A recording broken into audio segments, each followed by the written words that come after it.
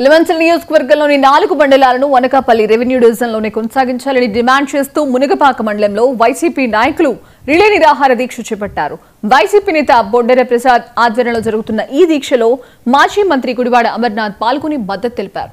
ఈ సందర్భంగా ఆయన మాట్లాడుతూ ఎలమంచిలి నియోజకవర్గాన్ని నక్కపల్లి రెవెన్యూ డివిజన్లో విలీనం చేయకుండా నిలుపుదల చేయాలని కోరారు. ఇది ప్రజా సమస్య అని అన్ని పార్టీలు ప్రజా సంఘాలు స్వచ్ఛందంగా రిలే నిరాహార దీక్షలో పాల్గొని రెవెన్యూ డివిజన్ మార్పును అడ్డుకోవాలని కోరారు. పరిధిలో ఉన్నటువంటి 4 మండలాలను తీసుకుని వచ్చి ఆ రెవెన్యూ డివిజన్ ఏర్పాటు చేసి వారికి అందుబాటులో తీసుకొచ్చేటువంటి కార్యక్రమం ఆ రోజు చేస్తాం.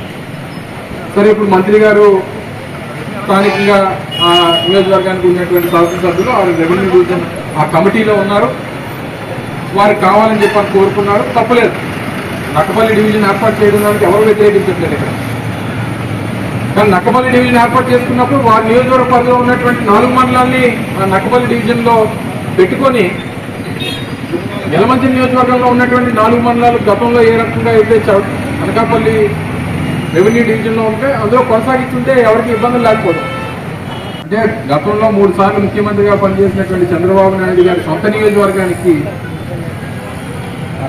మొన్నటి వరకు, అంటే మన ప్రభుత్వం వచ్చినంత వరకు సొంత రెవెన్యూ డివిజన్ లేదు. ఏప్రిల్ 2022లో కొత్త రెవెన్యూ డివిజన్ ని కాంగ్రెస్ పార్టీ అభ్యర్థులను అత్యధిక మెజార్టీతో